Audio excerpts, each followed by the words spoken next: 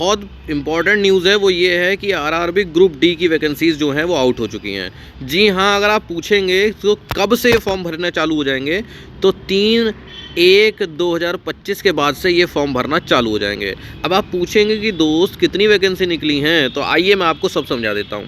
तो यहाँ पर देखिए पूरी वैकेंसी का ब्यौरा है। उम्मीद थी कि 50,000 से ज़्यादा वैकेंसी निकलेंगी, पर निकली कितनी है, सिर्फ 32,438, जिसके लिए मेरे हिसाब से आपको डिमांड करनी चाहिए, क्योंकि जब बच्चा रोता है तभी माँ उसको दूध पिलाती है, यानी जब आप कुछ मांगेंगे तभी आपको मिलेगा। ठीक है, तो यहाँ पर देखिए क्या क्या निकली हुई है। पॉइंट्समैन, ट्रैफिक, अभी मैं आपको सब बताऊंगा कि एक ग्रुप डी का जो एग्ज़ाम आता है वो कैसा होता है, कितने मार्क्स का आता है। पॉइंट्समैन की यहाँ पर 5,058 पोस्ट निकली हैं। असिस्टेंट ट्रैक मैनेजर यानी इंजीनियरिंग विभाग में 799 पोस्ट हैं। Assistant of bridge engineering department में 301 पोस्ट हैं। ट्रैक मेंटेनर ग्रेड 4 की 13,187 पोस्ट है।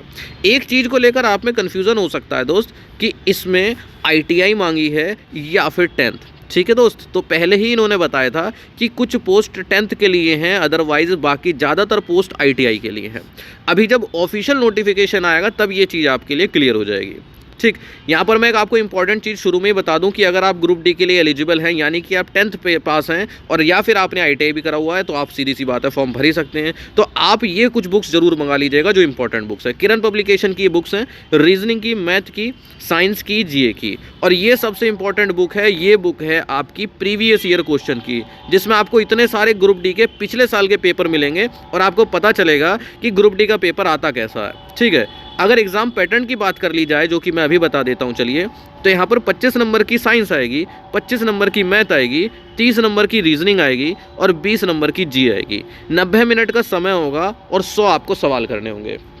ठीक है दोस्त, 60 से 70 के बीच में आपका टारगेट रहना चाहिए, यानी कि अगर अटेम्प्टेड टारगेट की बात करी जाए तो 80 प्लस सवाल आपको करने हैं, क्योंकि आपको पता है जब आप 80 के ऊपर करेंगे तो 5-6 सवाल तो गलत भी हो जाते हैं। ठीक है दोस्त, तो यहाँ पर अच्छा एक चीज़ और है, यहाँ पर कंप्यूटर बेस्ड टेस्ट, यानी ये वाला जब पेपर हो जाएगा इसके बाद होगा आपका फिजिकल एफिशिएंसी टेस्ट, जिसमें आपको दौड़ भाग भी कराई जाएगी। 30-35 किलो का आपको कट्टा दे दिया जाएगा।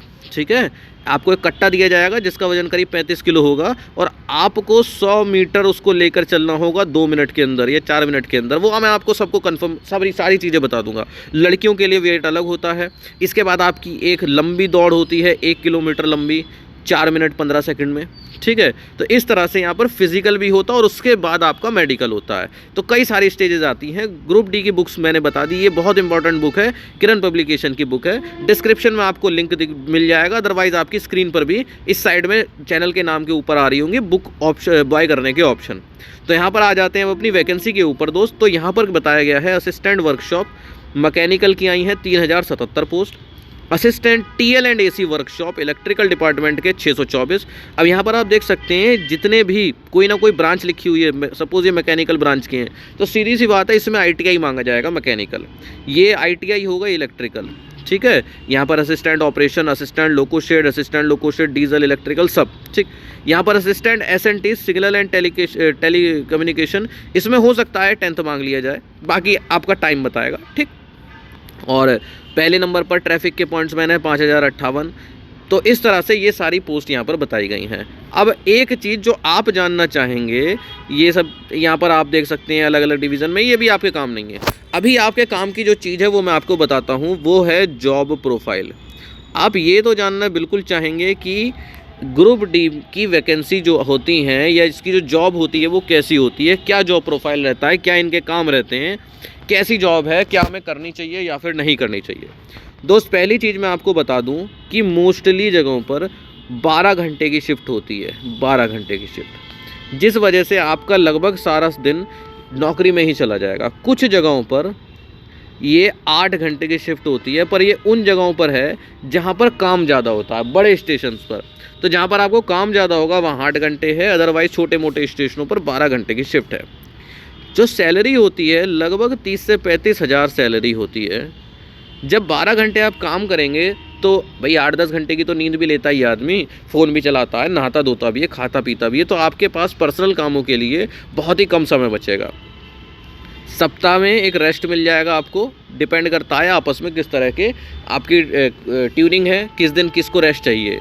इसके अलावा कभी आपकी दिन की शिफ्ट चलेगी तो कभी आपकी रात की शिफ्ट चलेगी। इस तरह से शिफ्ट भी चेंज होती रहती हैं, ठीक है। तो ऐसा नहीं है कि आप रात की ड्यूटी से यहाँ पर बचे रहेंगे, ठीक है।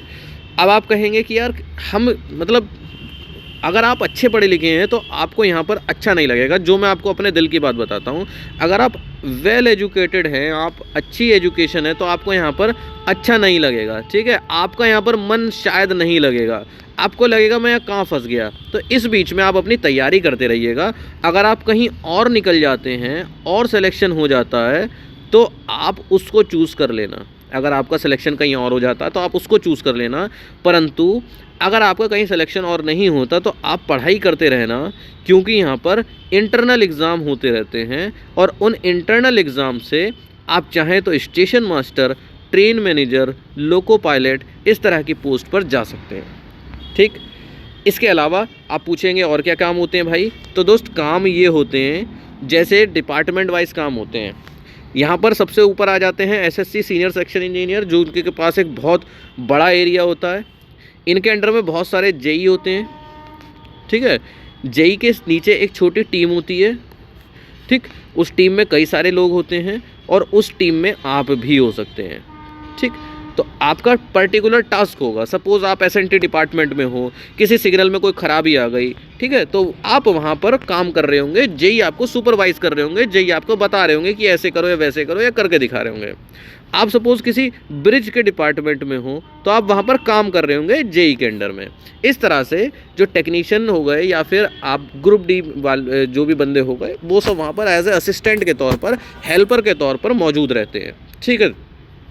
तो इस तरह के बहुत सारे काम होते हैं, एक नहीं बहुत सारे काम होते हैं दोस्त, ठीक है। ये एग्ज़ाम पैटर्न समझ गए थे ना, साइंस, मैथ, रीजनिंग और जीए, ठीक। तो यहाँ पर एक भी सब्जेक्ट ऐसा नहीं है कि आप उसको छोड़ सकें, इसीलिए मैंने आपको सारी बुक्स बताई है। जिनके पास बुक्स नहीं है वो ये बुक्स ले लें किरण पब्लिकेशन की और तैयारी में लग जाएंगे, ठीक है दोस्त। तो अब आपके सामने चुनौती आएगी कि नौकरी के बीच में कि यार नौकरी किस तरह से लगेगी, क्या सही है कि नहीं। पहली बात तो ये जो 32,000 की वैकेंसी है ये होनी चाहिए थी 50,000 प्लस, 50,000 प्लस, ठीक है। ये कम है पहली बात तो इसके लिए तो आपको ट्विटर पर ज़रूर ट्वीट करना चाहिए कि इंक्रीज़ ग्रुप डी वैकेंसी, पहली चीज़। दूसरी चीज़ ये बात है दोस्त कि आप कंफ्यूज होंगे कि 10th मांगा जाएगा या फिर ITI। ये मैंने पहले भी बताया और ये रेलवे ने ही पहले बताया था। कुछ पोस्ट 10th के लिए निकलेंगी, परंतु ज़्यादातर पोस्ट ITI के लिए ही रहेंगी, ITI के लिए ज़्यादातर पोस्ट रहेंगे। अब जो ज़्यादातर ITI के लिए पोस्ट रहेंगी उनकी जो फाइनल कट ऑफ जाएगी वो लगभग 65 नंबर जाएगी, ठीक है। लगभग हो सकता है पिछली बार से इस बार का कंपटीशन बढ़ गया हो तो ये 65 से 70 के बीच में कहीं ना कहीं झूल सकती है।